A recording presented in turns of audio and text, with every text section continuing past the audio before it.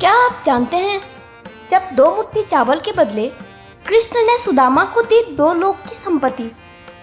मित्रता का रिश्ता दुनिया में सबसे खूबसूरत होता है, क्योंकि यह रंग रूप, धन दौलत और भेदभाव से परे होता है। आज के समय में जब भी मित्रता की बात होती है तो सबसे पहले कृष्ण और सुदामा का नाम ही आता है। कृष्ण और सुदामा से जुड़ी कई कहानियों में एक है यह कहानी।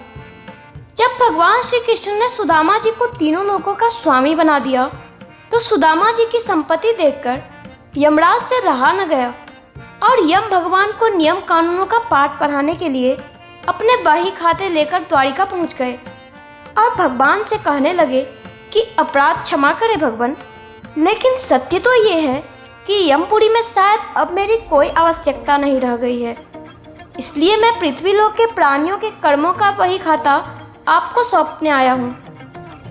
और इसी प्रकार यमराज ने सारे बाही खाते भगवान के सामने रख दिए। भगवान मुस्कुराए और बोले, यमराज जी, आखिर ऐसी क्या बात है जो इतना चिंतित लग रहे हो?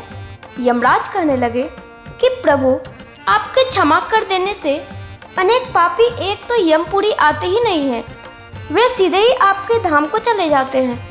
और फिर आपने अभी अभी सुदामा जी को तीनों लोक दान दे दिए, सो अब हम कहाँ जाए? यमराज भगवान से कहने लगे कि प्रभु, सुदामा जी के प्रारब्ध में तो जीवन भर दरिद्रता ही लिखी हुई थी, लेकिन आपने उन्हें तीनों लोकों की संपत्ति देकर विधि के बनाए हुए विधान को ही बदल कर रख दिया है। अब कर्मों की प्रधानता तो लगभग समाप्ति हो गई है। भगवान बोले कि यम, तुमने कैसे जाना कि सुदामा के भाग्य में आजीवन दरिद्रता का योग है? यमराज ने अपना बही खाता खोला तो सुदामा जी के भाग्य वाले स्थान पर देखा तो चकित रह गए। देखते हैं कि जहाँ श्री 6 संपत्ति का 6 लिखा हुआ था, वहाँ स्वयं भगवान श्री कृष्ण ने उन्हीं अक्षरों को उलटकर उनके स्थान पर यक्ष श्री लिख दिया, अर्थात कुबेर की संपत्ति।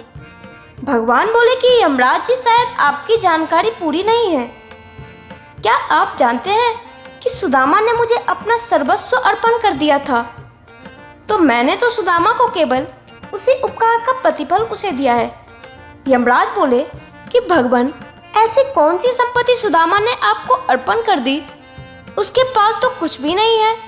भगवान बोले कि सुदामा ने अपनी कुल पूंजी के रूप में बड़े ही प्रेम से मुझे चावल अर्पण किए थे, जो मैंने और देवी लक्ष्मी ने बड़े प्रेम से खाए थे, और जो मुझे प्रेम से कुछ खिलाता है उसे संपूर्ण विश्व को भोजन कराने जितना पुण्य प्राप्त होता है।